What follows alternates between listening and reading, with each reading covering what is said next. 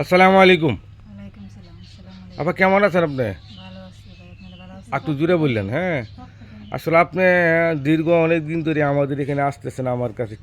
কিসের উদ্দেশ্য আসতেছে একটু সবার একটু বললে দেন নিজের ক্লিয়ারভাবে। ভাই আমার 3টা বাচ্চা আছে, ছোট ছোট। আমার হাজবেন্ড মারা গেছে অ্যাক্সিডেন্টে। আমার গর্ভে 8 মাসের বাচ্চা, 2 মাসের গর্ভবতী আমার হাজবেন্ড মারা গেছে। জানালে তো সবাই জানে, সবাই এলাকাতে সবাই জানে। আমি 3টা বাচ্চা নিয়ে খুব কষ্টেই আছি। আমার প্রবাসী ভাইয়েরা একটু উপকার করলে আমার সব থেকে একটু ভালো হতো।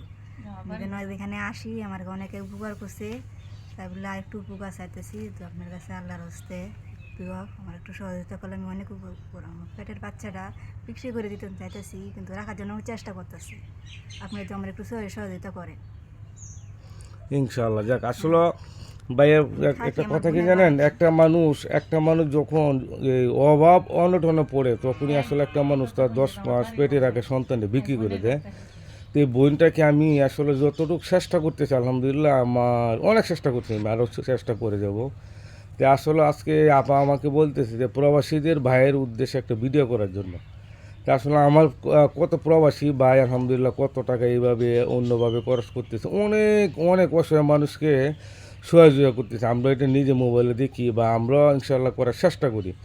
তা আমার প্রবাসী ফ্রেন্ড বা আমার ফেসবুক ফ্রেন্ড যারা আছেন সবার কাছে একটু অনুরোধ থাকবে, প্রথমেই আমার ভিডিওটা একটু সবাই শেয়ার করবেন প্লিজ।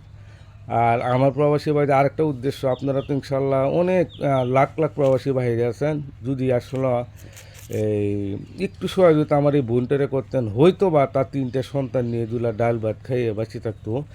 এবং তার এই গর্বের সন্তানটা প্রায় 7 মাস, উনি খালি বলে টাকার অভাবে বিক্রি করে দিব। ভাই আমরা তো আসলে একটা মানুষ, একটু বিবেচনার মাধ্যমে দেখি, একটা মায়ে একটা 10 মাস 10 দিন গর্ভে রাখা সন্তান বিক্রি করা, সে কত অভাব অটনন আছে ভাই।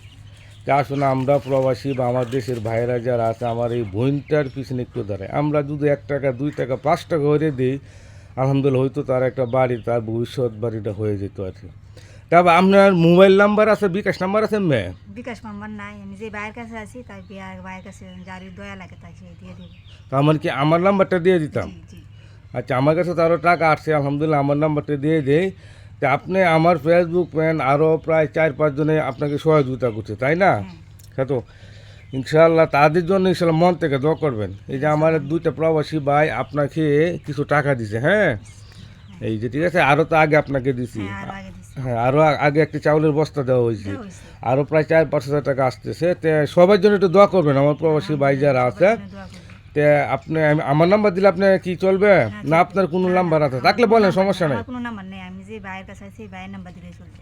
আচ্ছা, দেখ আপনি তার সহযোগিতা আমার কাছ থেকে পাইছেন, তাই হ্যাঁ, না? পাইছি, পাইছি। যাক, আমার প্রবাসী ভাই বা আপনার জন্য যারা সহযোগিতা করছে বা করবে সবার জন্য মন থেকে দোয়া করবেন ঠিক আছে, ইনশাআল্লাহ। আলহামদুলিল্লাহ, সবার জন্য দোয়া করবেন। তো প্রবাসী ভাই যারা আছেন ইনশাল্লাহ একটু একটু বাইন আর বেশি বেশি আমার ভিডিওটা শেয়ার করবেন প্লিজ। যারা ইনশাল্লাহ সহযোগিতা করবেন আলহামদুলিল্লাহ, আর নাহলে সবাই যারা দেখবেন দয়া করে আমার ভিডিওটা একটু শেয়ার করে দিবেন, যেন যে কোনো একজন প্রভাবশালী ব্যক্তির হাতে পড়ে বা দয়াশীল একটা মানুষের কাছে আমার ভিডিওটা যা হয়তো তার মনটা গলতে পারে। আর বিশেষ করে আমার এই বোন ছেলে গর্বের ছেলে সন্তান হবে, কেউ যদি ইনশাআল্লাহ ছেলেটা নিতে চান তার সম্পূর্ণ খরচ এবং তার ভবিষ্যতের চিন্তা নিয়ে অবশ্যই আমার সাথে যোগাযোগ করবেন। স্ক্রিনে আমার নাম্বারটা দিয়ে দিব। ইনশাআল্লাহ সবাই ভালো থাকবেন, সুস্থ থাকবেন, আপনি ভালো থাকবেন। হ্যাঁ, ওকে।